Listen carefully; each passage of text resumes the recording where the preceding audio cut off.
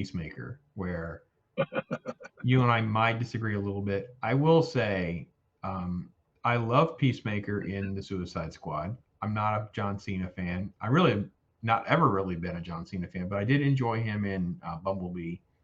Right. And I've seen a Yes, few I do. roles. I've seen a few roles where I thought he was okay. Obviously, this whole thing with Fast and the Furious and bending the knee to China, it's really turned off a lot of people, myself included. But he was really one of the highlights in that film because it was almost like a spoof. They took a character that was really, I thought, pretty bland and forgettable in DC Comics and turned him into like a spoof of like a Captain America. Right. Uh, I'll peace at all costs for every man, woman, and child I have to kill to achieve peace was just this great moniker that he would keep repeating. Right. And then the over the top shootouts and things like that. So to have his own series, it seemed a little strange to have it sort of put together so quickly. And it gets off. It's definitely cheeky. I feel like they're trying to be the boys. I don't know if you've watched that on Amazon Yep. Prime. They have the Yep. boys. I feel like it's trying to be the boys in some ways. Um, Not the quite. Not coming close. Not even close. But the first problem I have with the first three episodes is I really don't care much about the characters. Uh, all these side characters, secondary characters, to me, they're just all disposable. I could care less about any of them. Even the dad at that point, I just don't care. Um, they're just sort of like cardboardish, fill a role, quirky lines, cliche strong woman, cliche nerdy guy, Right. cliche black leader who's going to have some sort of weird secret that he's trying to do or whatever. Okay, fair enough. Episode 4 though was at least interesting. We get into the racism stuff, we Find out a get little into bit the more stuff. dad. Yeah. It was better. Cena's character is like broken. Now, he cries multiple times in this show. In the Right. early parts, it doesn't make any sense. In that episode, it is really done well. The over the top music and scenes where he's dancing, I'm sick of all of that. That's a huge negative for him. I'm just so over James. James Gunn's got a great reputation with picking songs and music. And of course, I love, Perfect Hair rock metal. I'm good with all that. So I don't know what your thoughts are on kind of like that dichotomy of because I'm very conflicted about the first three episodes versus episode 4. I would say it puts me in sort of like, because we're like in the mid season, there's 8 episodes. I feel Right. like I'm kind of in like this C to C minus phase because at least they got away from the D that I felt like the first three episodes were I'm just like, yeah, I'm like, all right, whatever. I don't, Right. if I had missed a few more episodes, it wouldn't have been the end of the world. That's kind of got, but I will say Vigilante becoming relevant took too long, and it was Right. Yeah. good. It was good to see a character almost like he become more interesting than Peacemaker at times until we get into some of that drama. So, what are your Right. thoughts on Peacemaker as a whole? Well, overall, I want to like it, but there's so many different pieces of it that I'm just turned off on with it. Mm. There's so many unnecessary vulgarities in it. Down to how he's singing into the vibrator, and there's just those kind of things I feel weren't necessary to have in there. They don't make So I to went me. They're from not funny, right? I mean, I they're can not funny understand at if all. they work, but they don't work. None of them work. I'm finding Yeah. very little of So that this works. this show went from something that, okay, I'll give you a good example. Okay, Netflix Punisher, violent but clean violent, if that makes any sense. Sure, I all could the sit blood there with shots are off Dylan. screen. Hmm. I can sit there with Dylan and we could watch the show. I can't let him anywhere near this. I've already told him you're not allowed to watch this show. Yeah, yeah. Because it's just between the nudity and the vulgarity the story could be told without that.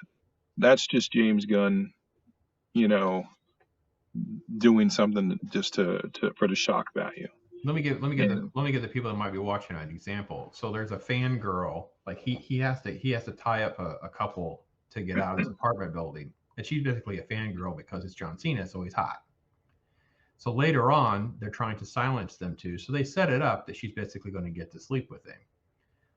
This could have been a funny scene instead of a nude scene if they just had a scene where he's in bed and you see the vigilante guy sitting next to him. So you think that they're in bed together because they've had this like bro ship nonsense, which seems kind of homoerotic. But instead, you see her climb out from underneath or whatever.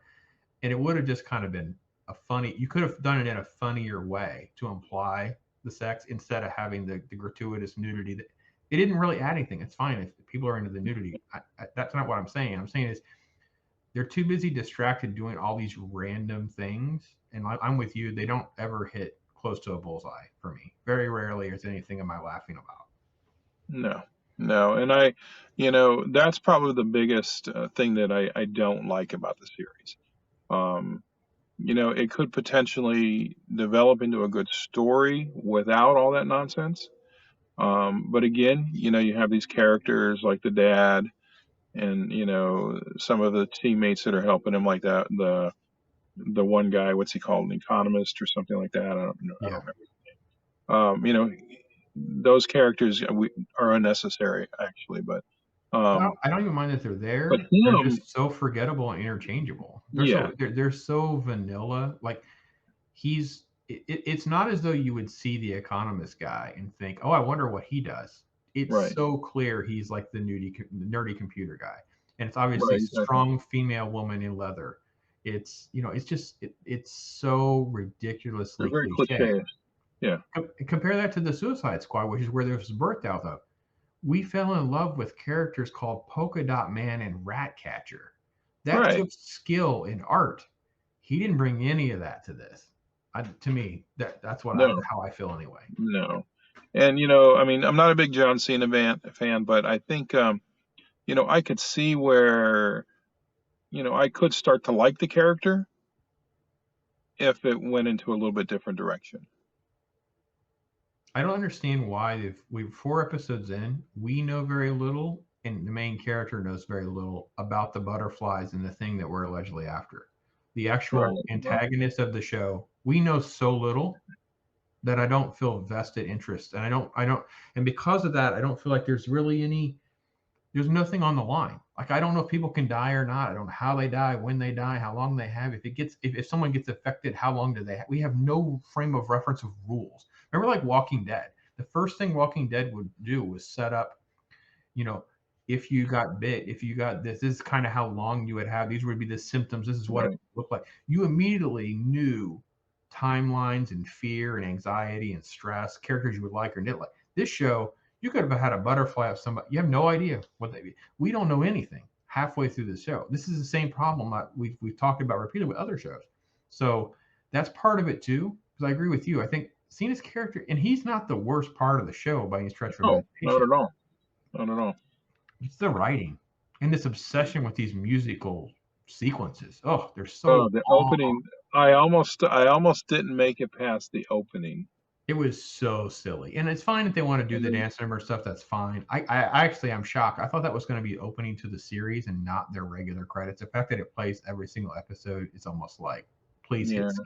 How fast can I hit I- skip? Yeah, I'm done with all that. it's bad when you know that I'd rather watch Avengers on Broadway No, no, no, than no. watch I can't go than that watch far. that But opening. okay, I will never go that way. Oh, Avengers on Broadway is just you had to go there. It's like you're just sticking the knife in my chest. Oh, it was so bad. It was pretty close. I will Yeah, say this: favorite character in the show might be the Eagle. I like the the Eagle Eagle. is cool. I I'm like kind of I'm kind of liking Vigilante though after episode 4. Vigilante was really good at episode 4. Vigilante may have like almost like saved the whole show Yes, because it kind of tied together the one part of the story that we kind of knew, a piece that we right. didn't know, brought it all together into this kind of big mix. My problem now is they've spent all this time with butterflies and all this sort of what are they like, vampire-ish, insect things. They don't even Now look we like have this, insects. They look like some kind of metal object or something that flies like around. I don't know. Anyway, but now we have this crazy racist dead white dragon nonsense. I feel like we're going to get derailed down Yeah. that rabbit hole is what I fear. So, all right. So mixed bag on Peacemaker. I think we both agree it's not the worst thing in the world, but it's not very good either. And if you liked it in Suicide Squad, you may not. Some people are Right, and it's entertained by it. definitely not kid friendly. Definitely not kid Oh friendly. no, yeah, not at all. Well, it's these I know type it of says they shows on may, HBO but Max. It's sometimes, not like Titans was the yeah, same way. Titans was like very quick to be like, nope, not in for kids. yeah.